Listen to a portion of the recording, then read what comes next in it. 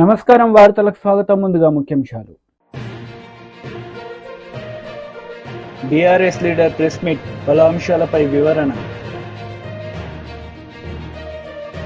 TDP leader press meet, YCP నేతలపై fire. BJP leader media సమావేశం నిర్వహించారు. ఈ సందర్భంగా పలు అంశాలపై ఆయన మాట్లాడారు. మంత్రులు కానీ స్పందించకుండా ఇవాళ ప్రాణాపాయ స్థితిలో, అంటే ఆ స్థితిలో అంటే మనం చెప్పుకోకూడదు, ఆయన ఆరోగ్యం క్షీణించి ఇవాళ ఏమవుతుందా అనేటువంటి ఆలోచనతోటి ఇవాళ అక్కడ నిరుద్యోగ యువకులందరూ ఏమవుతుందో పరిస్థితి అని చెప్పేసి బాధపడుకుంటూ గాంధీ హాస్పిటల్ చుట్టూ ఉన్నటువంటి పరిస్థితి మనకు కనపడతా ఉంది. నువ్వు నిరుద్యోగుల దగ్గరికి పోయేసి చిక్కడిపల్లిలో కావచ్చు, లేకపోతే ఇంకొక అశోక్ నగర్లో వాళ్ళు ఉండే కోచింగ్ సెంటర్లకు పోయి మోకాళ్ళ మీద నిలబడి ఓట్లు అడుక్కున్నవే, ఇప్పుడు ఆ నిరుద్యోగుల్ని కనబడతలేరా? మోతీలాల్ నాయక్ కనబడతలేడా? మోతీలాల్ నాయక్ని మీరు అధికారులు కానీ, లేకపోతే ముఖ్యమంత్రి, లేకపోతే మంత్రులు బట్టి విక్రమార్క అసెంబ్లీ సాక్షిగా చెప్పినావు, నువ్వన్నా వెళ్ళి అతని ప్రాణాలను రక్షించాలి అని చెప్పేసి మేము భారతీయ జనతా పార్టీగా యువమోర్చగా డిమాండ్ చేస్తూ ఉన్నాం. మేము మోతీలాల్ నాయక్ని మేము కూడా ఉద్యమం చేద్దాం, అందరం కలిపి మీరు దీక్ష విరమించండి అని చెప్పేసి అతన్ని మేము రిక్వెస్ట్ చేస్తే, అన్న నా ప్రాణానికంటే ఎక్కువ 30 లక్షల మందికి ఉపయోగపడతా, కాబట్టి నేను ప్రభుత్వం దిగొచ్చేంత వరకు కూడా నేను చేయనని చెప్పేసి భీష్మించుకున్నటువంటి పరిస్థితి ఇవాళ కనపడతా ఉంది. అంటే అధికారులకు ఇవాళ ఏ రకమైనటువంటి, ప్రభుత్వానికి ఏ రకమైనటువంటి నిరుద్యోగుల సమస్యల మీద చిత్తశుద్ధి లేదనేది ఇంతకంటే వేరే నిదర్శనంగా ఉండదని చెప్పేసి ఈ సందర్భంగా చెప్తా ఉన్నాం. కాబట్టి మేము మోతీలాల్ నాయక్ని మీడియా ద్వారా కూడా రిక్వెస్ట్ చేస్తూ ఉన్నాం, మీరు దీక్ష విరమించుకోండి. నిరుద్యోగుల పక్షాన భారతీయ జనతా పార్టీ, భారతీయ యువమోర్చా మీకు అండగా ఉంటామని చెప్పేసి మేము విజ్ఞప్తి చేస్తూ ఉన్నాం. రేవంత్ రెడ్డి సర్కార్ మెడలు ఉంచైనా సరే మనం నిరుద్యోగ యువకులకు మేలు చేసి మనం ఖచ్చితంగా మనం కోరికలు సాధించుకుందామని చెప్పేసి మనం కోరుతా ఉన్నాం. దీంతో పాటుగా రేవంత్ రెడ్డి గారి సర్కారు మనకు అధికారంలోకి వచ్చిన వెంటనే ఏమన్నాడు ఆయన, నిరుద్యోగ భృతి ఇస్తాడు, 4,000 రూపాయలు నిరుద్యోగ భృతి ఇస్తాడు. అది ఎక్కడ పోయిందో ఏమో. ఆయన ఆ భృతి ఆయన అసలు రేవంత్ రెడ్డి ఎందుకు మాట్లాడిండో, ఏం మాట్లాడిండో, మాట్లాడిండో సోయలేక మాట్లాడిండో తెలుస్తలేదు, కానీ ఆ భృతి గురించి ఆలోచన చేసినటువంటి పరిస్థితి లేదు, కనీసం కమిటీ వేసినటువంటి పరిస్థితి లేదు, వ్యయ ప్రయాసాలు ఎంత అయితే అనేటువంటి అడిగినటువంటి పరిస్థితి లేదు. ఏదో నోటుకు వచ్చినట్టు మాట్లాడేసి ఎన్నికలలో విజయం సాధించాలనేటువంటి ఒకే ఒక ఉద్దేశం తప్ప మరొకటి కాదని చెప్పేసి ఈ సందర్భం గుర్తు చేస్తా ఉన్నాం. ఇంకొక డిమాండ్ చెప్పిండు ఆయన, యువతకు అసలు ఇదే లేదరా నాయన అంటే ఇంకా గొప్పగా చెప్పి ఇంకా మాయ మాటలు చెప్పేసే ప్రయత్నం చేసిండు. ఇవాళ 10 లక్షల రూపాయలు నిరుద్యోగ యువకులకు వడ్డీ లేని రుణం ఇస్తున్నాడు. వడ్డీ లేని రుణం 10 లక్షల రూపాయలు ఇస్తున్నాడు ఒక్కొక్క యువకునికి. అసలు నువ్వు ఏం మనిషివి? మీ ప్రభుత్వమా, లేకపోతే మీరు చెప్పింది నోరా, మీది తాటిమట్ట, మీరు మనుషులేనా? కాంగ్రెస్ పార్టీకి అసలు ఏమన్నా చెప్పడానికి చేయడానికి ఏమన్నా పొంతన ఉందా? ఎందుకు చెప్పిండ్రు, ఎందుకు చేస్తలేరు, ఎవరిని ఎందుకు మోసం చేస్తారు?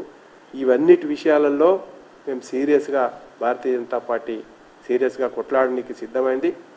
కాబట్టి మోతీలాల్ నాయక్కు అండగా ఉంటాం, నిరుద్యోగ యువకులకు అండగా ఉంటాం. ఇవాళనే ఒక పత్రికలో ఒక పతాక శీర్షిన వార్తలు వచ్చింది, కనీసం హాస్టల్స్లో university hostels, PG hostels, research scholars హాస్టల్స్లో కనీస సదుపాయాలు లేకుండా ఇవాళ మీ ప్రభుత్వం నడుపుతా ఉంది. చిన్న పనులు, చిన్న టాయిలెట్స్, అట్లీస్ట్ టాయిలెట్స్ మంచి. బీఆర్ఎస్ లీడర్ మీడియా సమావేశం నిర్వహించారు. ఈ సందర్భంగా పలు అంశాలపై ఆయన మాట్లాడారు. వచ్చిన ప్రభుత్వం ఇది కూడా వాళ్ళ ఖాతాలోనే వేసుకోవడం, ఒకవైపు ఫాక్స్కాన్, ఇంకోవైపు సీతారామ ప్రాజెక్ట్, ఇంకోవైపు రాహుల్ గాంధీ గారిని లీడర్ ఆఫ్ ఆపోజిషన్ చేసినామని చెప్పుకోవడం. నిన్న ఈ స్మార్ట్ సిటీస్, కేంద్ర ప్రభుత్వం స్మార్ట్ సిటీస్ ఎక్స్టెన్షన్ చేపట్టాలని అన్ని రాష్ట్రాలకు రాస్తూ వాళ్ళు ఒక నిర్ణయం తీసుకున్నారు. ఇది కూడా రేవంత్ రెడ్డి గారే చేపించారు అని వాళ్ళ కాంగ్రెస్ నాయకులు మాట్లాడడం. ఇక ప్రధానంగా ఈ రెండు సబ్జెక్టులు ఆల్రెడీ పాలాభిషేకాలు మొదలు పెట్టుకున్నారు. కంటోన్మెంట్ మర్జర్ విషయంలో రేవంత్ రెడ్డి గారే నరేంద్ర మోదీ గారిని ఒప్పించి కంటోన్మెంట్ రాష్ట్ర ప్రభుత్వం మున్సిపాలిటీలో మర్జ్ అయ్యే విషయంగా వాటిని విలీనం చేసే నిర్ణయం కూడా రేవంత్ రెడ్డి గారే తీసుకున్నారని. ఇది 4 జనవరి 2023 కేసీఆర్ గారి ప్రభుత్వంలో కంటోన్మెంట్ బోర్డు విలీనం కోసం వేసిన కమిటీలో 8 సభ్యులతోని చేసిన కమిటీలో అందులో గత ప్రభుత్వం కేసీఆర్ గారి ప్రభుత్వంలో ఎంఏయుడి శాఖ సెక్రటరీని అంటే కేటీఆర్ గారు మంత్రిగా ఉన్నప్పుడు ఆ శాఖకు సంబంధించిన కార్యదర్శిని కూడా ఈ కమిటీలో వేశారు. ఇందులో చాలా స్పష్టంగా ఉన్నది. 23 మే 2022లోనే అప్పటి ముఖ్యమంత్రి కేసీఆర్ గారు కంటోన్మెంట్ బోర్డును రాష్ట్ర ప్రభుత్వంలో విలీనం చేయాలి అని సూత్రప్రాయంగా ఒప్పుకున్నట్టు కేంద్ర ప్రభుత్వానికి రాసించినట్టు ఈ లేఖలో ఉన్నది. కానీ రేవంత్ రెడ్డి గారు కాంగ్రెస్ ఖాతాలకు వేసుకుంటున్నది. పాలాభిషేకాలు మొత్తం మేమే చేసుకుని వచ్చినాం. విచిత్రం ఏంటంటే దేశవ్యాప్తంగా తీసుకున్న నిర్ణయం అది. దేశవ్యాప్తంగా మొన్న 28 జూన్ నాడు కేంద్ర ప్రభుత్వం అన్ని కంటోన్మెంట్ బోర్డ్స్ను విలీనం చేయాలి అనేది వాళ్ళు తీసుకున్న ఆలోచన. దానికోసం రాష్ట్ర ప్రభుత్వాలను అడిగితే దానికోసం ఒకసారి కాదు 2 సార్లు కాదు ఇంతమంది రక్షణ శాఖ మంత్రులను కేటీఆర్ గారు వెళ్ళి కలిసి పర్సనల్గా మోదీ గారి ప్రభుత్వంలో సుష్మా స్వరాజ్ స్వర్గీయులు సుష్మా స్వరాజ్ గారి నుంచి మొదలుపెట్టుకుంటే స్వర్గీయులు మనోహర్ పారేకర్ గారు, ఆ తర్వాత అరుణ్ జైట్లీ గారు, నిర్మలా సీతారామన్ గారిని కూడా కలిసి, రాజ్నాథ్ సింగ్ గారిని కూడా కలిసి ఎన్నోసార్లు మరి రక్షణ శాఖ భూములు విలీనం వీటన్నిటి విషయం మీద కూడా కేటీఆర్ గారు దశాబ్ది మొత్తం కూడా పోరాటం చేసి ఆ తర్వాత ఆ కమిటీలో కూడా భాగస్వాములు అయ్యి ఈ విలీనం కోసం కమిటీలో మొత్తం ఆ మ్యాప్ కానివ్వండి, ఏ భూములు ఉన్నాయి రాష్ట్ర ప్రభుత్వానికి చెందినవి, అందులో పేదవాళ్లకు రావాల్సినవి. మరి రేవంత్ రెడ్డి గారి పాత్ర ఏంటిది? రేవంత్ రెడ్డి గారి పాత్ర ఈ డాక్యుమెంట్తో తెలుస్తున్నది. సికింద్రాబాద్ కంటోన్మెంట్ బోర్డులో రక్షణ శాఖ భూములు సామాన్యుల కోసము స్పెషల్ కంటోన్మెంట్ బోర్డు ఒక సమావేశం పెట్టి తీర్మానం తీసుకున్నది ఆ రక్షణ శాఖ భూముల కోసం. అప్పుడు రేవంత్ రెడ్డి గారు మెంబర్ ఆఫ్ పార్లమెంట్. 11 ఆగస్టు 2023న ఈ ప్రత్యేక సమావేశంలో తీసుకున్న తీర్మానంలో రేవంత్ రెడ్డి గారు హాజరు కాలేదు అనేసి మినిట్స్ ఆఫ్ ద మీటింగ్ చాలా స్పష్టంగా చెప్తున్నది. ఫస్ట్ బ్రిగేడియర్ సోమశంకర్ గారు president of cantonment board, number 2 cantonment board CEO, number 3 cantonment board nominated సభ్యుడు, ఆ తర్వాత 4 ఎందుకంటే అప్పుడు ఎమ్మెల్యే సాయన్న గారు లేరు కాబట్టి స్పెషల్ ఇన్వైటీగా member of parliament Revanth Reddy గారు దీనికి వారిని ఆహ్వానిస్తే honourable member of parliament has not attended the meeting. చాలా స్పష్టంగా మినిట్స్ ఆఫ్ ద మీటింగ్లో ఉన్నది. ఇది రేవంత్ రెడ్డి గారి పాత్ర. అంత స్పెషల్ బోర్డ్ మీటింగ్, దీని పేరే true extract of the special board meeting of cantonment. రక్షణ శాఖ భూముల విషయం మీద మొత్తం ఇయర్ మార్కింగ్ చేసి ఎన్ని భూములు ఉన్నాయి, ఎంత రాష్ట్ర ప్రభుత్వానికి కేటాయించాలి అనే స్పెషల్ తీర్మానం దాంట్లో రేవంత్ రెడ్డి గారు అసలు పాల్గొనకపోతే ఇప్పుడు పాలాభిషేకాలు చేసుకుంటే ఏం లాభం, క్రెడిట్లు కొడితే ఏం లాభం? పిసిసి హోదాలోనే కదా వారు ముఖ్యమంత్రి కాకముందు ఎన్నో హామీలు ఇచ్చిండ్రు. పాపం ఇప్పుడు గాంధీ హాస్పిటల్లో చూస్తున్నాం, మోతీలాల్ నాయక్ అని ఉస్మానియా యూనివర్సిటీ విద్యార్థి నాయకుడు నిరాహార దీక్ష చేస్తూ పిసిసి ప్రెసిడెంట్గా ఎన్నెన్ని హామీలు ఇచ్చిండో. పిసిసి పెద్ద క్రెడిట్ చోర్. రేవంత్ రెడ్డి గారు పెద్ద క్రెడిట్ చోర్, పీసీసీ తగ్గట్టు నిలబెట్టుకున్నారు. ఫాక్స్కాన్ మేమే చేసినామని చెప్పబట్టే, కంటోన్మెంట్ విలీనం మేమే చేసినామని చెప్పుకుంటూనే, సీతారామ ప్రాజెక్ట్ మేమే, రాహుల్ గాంధీని లీడర్ ఆఫ్ ఆపోజిషన్ నేనే, 30,000 ఉద్యోగాలు నేనే అని చెప్పుకుంటున్నాడు. ఇలా తిరగబడుతున్నారు నిరుద్యోగ యువత. కాంగ్రెస్ వాళ్ళు దొడ్డిదారిన పోయిన పరిస్థితి, గుండాలను పెట్టుకొని బౌన్సర్లను పెట్టుకొని గాంధీ హాస్పిటల్కి పోతున్న పరిస్థితి. ఏమడుగుతున్నారు? మోతీలాల్ నాయక్ అనే సోదరుడు అక్కడ గాంధీ హాస్పిటల్లో అందరు నిరుద్యోగ యువత ఏమడుగుతున్నారు? పిసిసి ప్రెసిడెంట్గా ఉన్నప్పుడు నువ్వు ఇచ్చిన హామీలు ఏమైనాయి? మీ నాయకుడు, ఏఐసిసి నాయకుడు, మీ ఇవాళ leader of opposition Rahul Gandhi గారు ఎంపీ అశోక్ నగర్కి వచ్చి ఈ హామీ ఇచ్చిండు, దీన్ని నిలబెట్టుకోండి అని వాళ్ళు అడుగుతున్నారు. ఇగోండి. కాంగ్రెస్ నేతలు మీడియా సమావేశం నిర్వహించారు. ఈ సందర్భంగా పలు అంశాలపై వారు మాట్లాడారు. దాన్ని 40%కి కుదిస్తామని చెప్పి మాట ఇవ్వడం జరిగింది. ఓసీలకి 50% ఉన్నదాన్ని 45%కి కుదిస్తామని చెప్పి మాట ఇవ్వడం జరిగింది.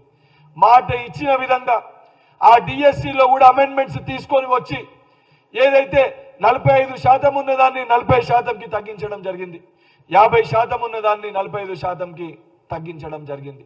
దానితో పాటు అన్న టెట్ ఏదైతే ఎగ్జామ్ ఏదైతే చాలా కష్టంగా ఉండే పేపర్ మరొకసారి టెట్ నిర్వహించాలన్న సుమారు 4 లక్షల మంది టెట్ ఎగ్జామ్ కోసం వెయిట్ చేస్తున్నారని చెప్పి రిక్వెస్ట్ చేస్తే తక్షణమే ఆ రోజు ముఖ్యమంత్రి గారు స్పందించి ఆ రోజు కూడా ఒక సోదరులు ఈ రకంగానే దీక్ష చేస్తే ఆ దీక్ష దగ్గరికి వెళ్ళి వారికి భరోసా కల్పించి వారికి ఆ రోజు నిమ్మరసం తాగిపించి తప్పనిసరిగా టెట్ని నిర్వహిస్తామని చెప్పి ప్రభుత్వం ఇమీడియట్ గా టెట్ పైన కూడా స్పష్టత ఇచ్చి టెట్ ఎగ్జామ్ ని కూడా నిర్వహించడం జరిగింది. అది ప్రభుత్వం చిత్తశుద్ధి. దాని తర్వాత టెట్ లో క్వాలిఫై అయిన 25,000 మంది ఏదైతే కొత్త యువకులు ఉన్నారో వాళ్ళకి ఎగ్జామినేషన్ డిఎస్సి అప్లై చేసుకోనికి ఫీజుని తీసుకోకుండా ఫ్రీగా అప్లికేషన్ పెట్టుకుంటే ఎగ్జామినేషన్ ఫీజు ఏదైతే లేకుండా అప్లై చేసుకోవచ్చు అని ఏదైతే మేనిఫెస్టోలో పెట్టినామో చెప్పిన విధంగా ఆ యువకులకి ఎగ్జామినేషన్ ఫీజు లేకుండా డిఎస్సి అప్లికేషన్స్ కూడా అర్హత అనేది కల్పించడం జరిగింది.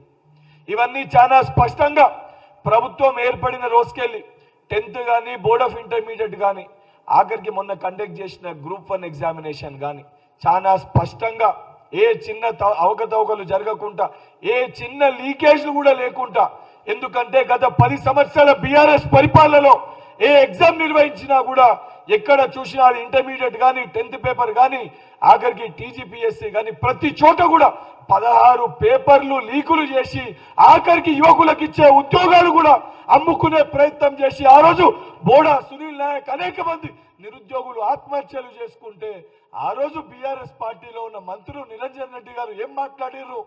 అమలు పని చేసుకొని నిరుద్యోగులు బతకాలని చెప్పి నిరుద్యోగుల పట్ల అవహేళనగా ఎగతాళి చేస్తూ టీఆర్ఎస్ పార్టీ మంత్రులు మాట్లాడితే ఆ రోజు ఇక్కడ ఉన్న శివసేన రెడ్డి గారు, మానవతరాయ్ గారు దీనిపైన పోరాటం చేస్తే ఆ రోజు మా పైన దాడులు చేసి అక్రమ కేసులు పెట్టి వారి యొక్క వైఖరి పైన మా రోజు ఉన్న గౌరవం ఏదైతే ఆ ముఖ్యమంత్రి గారు కానీ ఏదైతే ఆ సంబంధించిన వారి మంత్రులు కానీ ఏ ఒక్కరు కూడా వారి నోరు మెదపలేదు.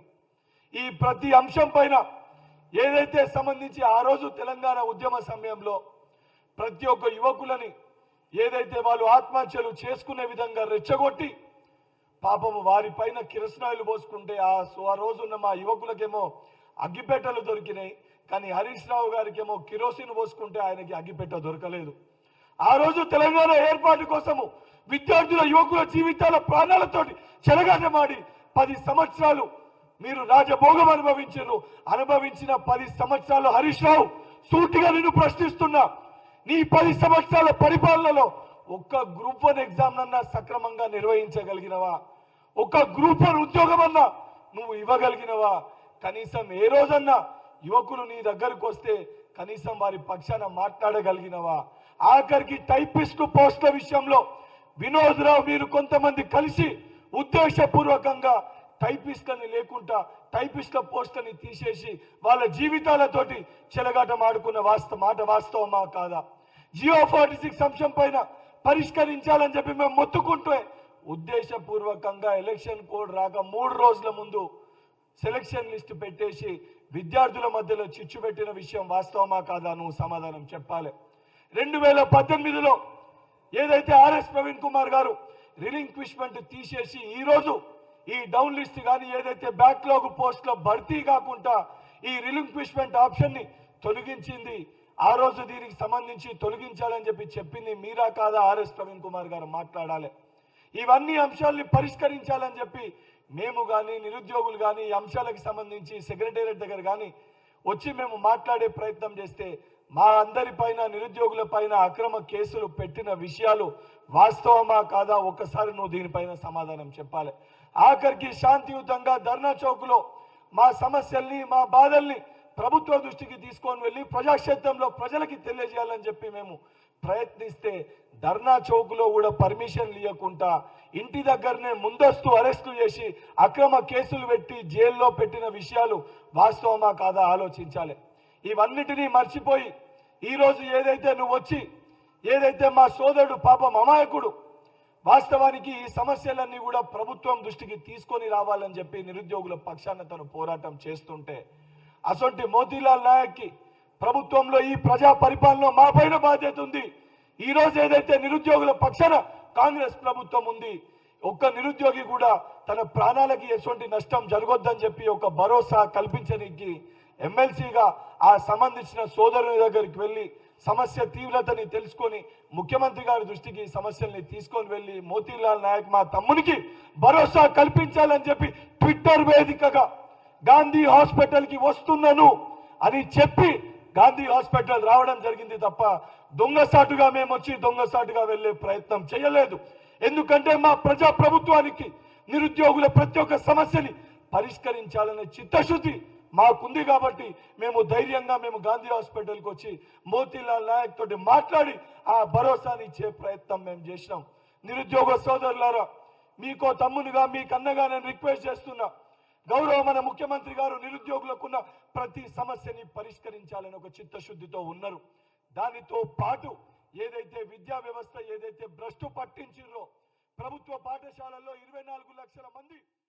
టీడీపీ లీడర్ మీడియా సమావేశం నిర్వహించారు. ఈ సందర్భంగా పలు అంశాలపై ఆయన మాట్లాడారు. ఎవరు ఊహించలేదు 3,000 రూపాయల పెన్షన్ని 4,000 రూపాయలు ఒకటేసారి చేస్తూ ఆ 4,000 కూడా ఏప్రిల్ 1వ తారీఖు నుంచి పాత ఏరియర్స్ పాత బకాయిలు కలిపి ఈరోజు 7,000 రూపాయలు ఉదయం 6 గంటలకి ప్రతి ఇంటికి వెళ్ళి ఈరోజు పెన్షన్దారులకి ఆ యొక్క డబ్బుని 7,000 రూపాయలు అందించడమే కాకుండా వారి యొక్క మద్దతుని ఆశీస్సుల్ని తీసుకుంటూ ఒక పండగ వాతావరణంలో ఈరోజు గ్రామాలు కానీ పట్టణాలు కానీ అన్ని చోట్ల ఉంది. ఇది ఒకసారి మనం గమనించాల్సిన అంశం.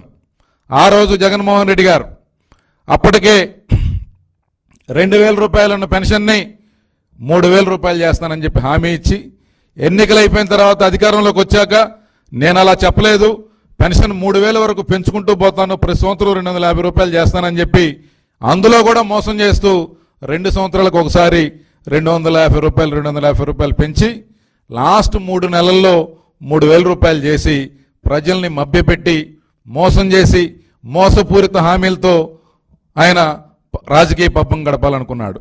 కానీ ఆయన పప్పులు ఉడకలేదు. ప్రజలు ఆయన చేసిన మోసాన్ని గమనించారు. అందుకే ఆయనకి 11 సీట్లతో బుద్ధి చెప్పారు. తరువాత ఎన్నికల సమయంలో ఏదైతే ఒక రాజకీయ ప్రేరేపిత వాలంటీర్ వ్యవస్థ ఉందో ఆ యొక్క వ్యవస్థని కేవలం రాజకీయ ప్రయోజనాలకు వాడుకుంటూ పెన్షన్దారుని బెదిరిస్తూ బ్లాక్మెయిల్ చేస్తూ గత ఎన్నికల సమయంలో కోర్టు అక్షింతలు వేస్తే ఆ వాలంటీర్ వ్యవస్థను పక్కన పెట్టి అలాంటి సమయంలో ప్రభుత్వ యంత్రాంగం ద్వారా పెన్షన్లు పంపిణీ చేసే అవకాశం ఉన్నప్పటికీ దాన్ని ఉపయోగించుకోకుండా మండు టెండలో ఆ వృద్ధుల్ని వికలాంగుల్ని వితంతువుల్ని ఎండలో నుంచోబెట్టి హింసించి రాక్షసానందం పొంది సానుభూతి పొందాలని చెప్పి జగన్మోహన్ రెడ్డి గారు ప్రయత్నం చేశారు. దీన్ని ప్రజలు చేత్కరించుకున్నారు. కానీ ఈరోజు అదే సిబ్బందితో ఉదయం 6 గంటలకు మొదలుపెట్టి ఇప్పటికీ సమయం 4 గంటలు అవుతా ఉంది. ఇప్పటికే 180% మందికి పెన్షన్లని సమర్థవంతంగా వారి ఇంటి దగ్గరికే అందించిన ఘనత చంద్రబాబు నాయుడు గారిది. ఆయనకు ఆ సమర్థత ఉంది కాబట్టే 18 రోజుల్లోనే ఇంత క్లిష్ట పరిస్థితుల్లో కూడా ఈ బాధ్యతను నిర్వర్తించారు. అందుకే ఎక్కడా కూడా చిన్న ఇబ్బంది జరగకుండా ఒక పండగ వాతావరణంలో, ఒక సంతోషకరమైన వాతావరణంలో ఈ రకంగా జరగడం దేశ చరిత్రలో ఎప్పుడూ లేదు. గతంలో ఏదైతే జగన్మోహన్ రెడ్డి గారు రాజకీయ దురుద్దేశంతో ఆనాడు ఆ 3 నెలల పాటు మండు టెండలో ఈ యొక్క వృద్ధుల్ని ఇబ్బందులు పెట్టడం ద్వారా 60 మంది ప్రాణాలను బలికొన్నాడు. కాబట్టి ఈ 60 మంది ప్రాణాలకు తోడు గత 5 సంవత్సరాల్లో ఈ రాష్ట్రాన్ని అన్ని రంగాల్లో అధపాతాళానికి తొక్కిన జగన్మోహన్ రెడ్డి గారు హిమాలయాలకు వెళ్ళి తపస్సు చేసుకున్నా కూడా ఆయన చేసిన పాపాలకి పరిష్కారం లేదు. ఈరోజు ఆయన వేదాంతం మాట్లాడుతూ ఉన్నాడు. చేయాల్సిందంతా చేసి నాకేమీ తెలియనట్టు నంగనాచి కబుర్లు చెప్తా ఉన్నాడు. మరొకసారి ఇలాంటి మోసపూరిత వైఖరికి, మోసపూరిత మాటలకి ఈ యొక్క ప్రజలు ఎక్కడ కూడా వినే పరిస్థితి లేదని చెప్పి ఈ సందర్భంగా తెలియజేస్తా ఉన్నాను. అలాగే ఈ యొక్క పెన్షన్ చరిత్ర ఒకసారి చూస్తే స్వర్గీయ నందమూరి తారక రామారావు గారు 30 రూపాయలతో ఆనాడు దేశంలో మొట్టమొదటిసారిగా పెన్షన్ విధానాన్ని తీసుకొచ్చారు. వృద్ధాప్యంలో ఉన్న వృద్ధులకి, లేకపోతే భగవంతుడు చిన్నచూపు చూపిన వికలాంగులకి ఒక మంచి భరోసా కల్పించాలి, వారిలో ఆత్మస్థైర్యాన్ని నింపాలి, ప్రభుత్వం అండగా ఉందనే భావన కల్పించాలి, ఆ చివరి దశలో వారిలో ఆనందం చూడాలి, వారి కళ్ళల్లో సంతోషం చూడాలనే ఒక సమున్నత ఆశయంతో ఆ రోజు స్వర్గీయ నందమూరి తారక రామారావు గారు ఈ పెన్షన్ విధానాన్ని ప్రవేశపెట్టారు. ఆయన దాని తర్వాత చంద్రబాబు నాయుడు గారు దాన్ని 75 రూపాయలకు చేస్తే, తర్వాత కాంగ్రెస్ పార్టీ 10 సంవత్సరాల కాలంలో 200 రూపాయలు చేసింది. ఆ 200 రూపాయల పెన్షన్ని 2014లో చంద్రబాబు నాయుడు గారు అధికారంలోకి వచ్చాక ఆనాడు రాష్ట్రం లోటు బడ్జెట్ ఉంది, 18,000 కోట్ల రూపాయల అప్పు ఉంది, ఎక్కడ రాజధాని లేని. YCP leader Pothina Mahesh media సమావేశం నిర్వహించారు. ఈ సందర్భంగా పలు అంశాలపై ఆయన మాట్లాడారు. ఎక్స్క్వేటర్లు తీసుకొచ్చి పేదోళ్ళు వాళ్ళు కష్టపడి వాళ్ళ జీవితాంతం సంపాదించి చిన్న చిన్న ఇల్లులు, చిన్న సింగిల్ బెడ్రూమ్ ఇల్లు, చిన్న ఇల్లులు కూడా అవన్నీ కూడా జేసీబీలతో కూల్చేయడము, వాళ్ళ ఆస్తులన్నీ కూడా ధ్వంసం చేయడము, ఎక్కడో ఫ్యాక్షన్ నియోజకవర్గాల్లో చేసినట్లు చెట్లు, మామిడి చెట్లు అన్నీ కూడా వందలాది మామిడి చెట్లు కాపుకొచ్చిన మామిడి చెట్లన్నీ కూడా నరికేయడము, ఈరోజు పొంగునూరు నియోజకవర్గంలో కానీ కోడూరు నియోజకవర్గంలో కానీ ఇవన్నీ కూడా ఒక మంచి సంస్కృతి కాదని చెప్పి కూడా నేను తెలియజేస్తా ఉన్నాను. రాజకీయంగా అంటే ఏదైనా రాజకీయాలు ఎలక్షన్లప్పుడు రాజకీయంగా కొట్లాడలే కానీ చిన్న చిన్న వాళ్ళపైన వచ్చి వాళ్ళ ఆస్తులపైన, ఈరోజు వాళ్ళ కుటుంబ సభ్యులపైన, వాళ్ళ వెహికల్స్ కానీ, లేకపోతే ఇంకా కూడా దారుణమైన విషయం ఏమంటే పొంగునూరు నియోజకవర్గంలో పేదవాళ్ళు ఆవులు మేపుకొని బతికే వాళ్ళు ఆవులు దొంగతనం చేసి తీసుకెళ్ళిపోవడము, కళ్యాణ మండపాలు కూల్చడము, ఈరోజు దారులు ఇవ్వకుండా అడ్డగించడం, ఇన్ని కూడా ఘోరంగా జరుగుతూ ఉన్నాయి. వీటన్నిటిని కూడా ఈరోజు పరామర్శించడానికి పోదామంటే కూడా ఈరోజు పోలీసులపైన ఒత్తిడి తీసుకొచ్చి హౌస్ అరెస్టు చేయడం జరిగింది. ఒక ఎంపీగా నా నియోజకవర్గంలో తిరగడానికి కూడా ఈరోజు నా నియోజకవర్గ ప్రజల్ని కలవడానికి కూడా ఈరోజు రెస్ట్రిక్షన్స్ పెట్టి తిరగనీయకుండా, ఇది వరకు షెడ్యూల్ పెట్టుకుంటే పోలీసు వారు ఇంకొన్ని రోజులు పోనీయండి సార్, ఎలక్షన్ అయింది ఇప్పుడే కొన్ని రోజులు పోనీయండి అని, మరి ఈరోజు కూడా హౌస్ అరెస్ట్ చేసి ఆపాల్సిన అవసరం ఏముందని చెప్పి కూడా నేను అడుగుతా ఉన్నాను. ఖచ్చితంగా ఇవన్నీ కూడా స్పీకర్ దృష్టికి కూడా తీసుకుపోతాము. ఇవన్నీ కూడా నా కాన్స్టిట్యూషనల్ రైట్. ఒక ఎంపీగా నేను ప్రతి గడప, ప్రతి కార్యకర్త, ప్రతి నా దగ్గరకు వచ్చే ప్రతి ఒక్కరిని కూడా కలిసే అధికారం ఉంది. ఈ విధంగా చేయడం సరైన పద్ధతి కాదని చెప్పి కూడా నేను తెలియజేస్తా ఉన్నాను. అంతేకాకుండా ఈరోజు సీట్లు తక్కువ వచ్చిండొచ్చేమో కానీ 40% మంది ఈరోజు రాష్ట్రంలో 40% మంది వైఎస్ఆర్సీపీకి ఓటేశారు. అంటే ఈ 40% మందిని రాష్ట్రం నుంచి పంపించేస్తారా? ఈ 40% మంది ఓటేసిన వాళ్ళందరిపైన మీరు దాడులు చేస్తారని చెప్పి కూడా నేను అడుగుతాను. ఇది సరైన పద్ధతి కాదు, ఇది సరైన పద్ధతి కాదు. ఇలాంటి దాడులు, ఇలాంటి చర్యలు మంచి పద్ధతి కాదని చెప్పి కూడా నేను తెలియజేస్తాను. అధికారము ఎప్పుడు కూడా ఎవరు కూడా శాశ్వతం కాదు. రాష్ట్రంలో ఎన్నోసార్లు పార్టీలు వచ్చినాయి పోయినాయి కానీ ఇలాంటి సంస్కృతి రాష్ట్ర వ్యాప్తంగా ఇది ఒక కొత్త ఒరవడికి తెరలేపారు. ఇది మంచి పద్ధతి కాదని చెప్పి కూడా నేను తెలియజేస్తున్నాను. ఖచ్చితంగా క్యాడర్కు, వైఎస్ఆర్సీపీ నాయకులు అందరూ కూడా చెప్పేది ఏమంటే ఖచ్చితంగా ఈ ప్రతి ఒక్క కార్యకర్తకు అండగా ఉంటాము. సాయశక్తుల ఏ ఇబ్బంది వచ్చినా కూడా ప్రతి ఒక్కరు కూడా అండగా ఉంటామని చెప్పి కూడా ఈరోజు మీడియా ముఖంగా నేను తెలియజేస్తున్నాను. ఈరోజు ప్రోగ్రామ్కి మీరు వెళ్ళడానికి లేదు, మిమ్మల్ని ఈరోజు ఇక్కడే హౌస్ అరెస్ట్ చేయాల్సి వస్తూ ఉంది. మీరు మళ్ళీ కూడా మాకు ఇన్ఫామ్ చేయండి, మళ్ళీ కూడా మేము ఇది చేస్తామని చెప్పి ఇదివరకే నేను ఇన్ఫామ్ చేసి వచ్చాను, మళ్ళీ ఎందుకు చేశారని చెప్పి కూడా నేను అడగడం జరిగింది. విత్ ప్రొటెస్ట్ కూడా సైన్ చేసి ఇవ్వడం జరిగింది. కేవలం ప్రజలకు దూరం చేయలేని కక్షతో ఈ విధంగా వ్యవహరిస్తున్నారు అనుకోవచ్చు. ఈరోజు చెట్లు నరికేస్తారు, ఈరోజు ఇల్లులు కూల్చేస్తారు. సో ఒక ప్రజాప్రతినిధిగా నేను అక్కడ పోయి ఆ ఇల్లులు కూల్చింది కానీ ఆ చెట్లు నరికించింది వాళ్ళు పరామర్శిస్తే రాష్ట్ర వ్యాప్తంగా ఈరోజు అందరు కూడా తెలిసే పరిస్థితి ఉంది. ఇవన్నీ కప్పిపుచ్చడానికే ఈరోజు మమ్మల్ని నియోజకవర్గంలో తిరగనీయకుండా చేస్తూ ఉన్నారు. ఇంకా అదేవిధంగా ఈరోజు ఎంపీటీసీలు, అదేవిధంగా మిగతా ఉండే సర్పంచులు కానీ ప్రజాప్రతినిధులు, చిన్న చిన్న ప్రజాప్రతినిధులు అందరినీ కూడా బెదిరించి పార్టీ మారమనో లేకపోతే వాళ్ళని ఒత్తిడి చేసో లేకపోతే రిజైన్ చేయమనో రకరకాలు ఇవన్నీ చేస్తూ ఉన్నారు. ఇవన్నీ కూడా వాళ్ళకు ఒక ఓదార్పుగా కూడా వెళ్ళకూడదు అని చెప్పి ఒక కుట్రలో భాగంగానే ఈరోజు అధికారులపైన ఒత్తిడి తీసుకొచ్చి ఈరోజు గృహ నిర్బంధం చేయడం జరిగింది. పర్టికులర్గా పొంగనూరు నియోజకవర్గం సంబంధించి కౌన్సిలర్లకు సంబంధించి ఒత్తిడి తీసుకొచ్చి మరి పార్టీ మార్పిస్తూ ఉన్నారు. వార్తలు ముగించే ముందు ముఖ్యాంశాలు మరోసారి. బీఆర్ఎస్ లీడర్ ప్రెస్ మీట్, పలు అంశాలపై వివరణ. TDP leader press meet, YCP నేతలపై ఫైర్. ఈ వార్తలు ఇంతటితో సమాప్తం. తిరిగి ప్రసారమయ్యే వార్తల్లో మళ్ళీ కలుద్దాం. అంతవరకు సెలవు. నమస్తే.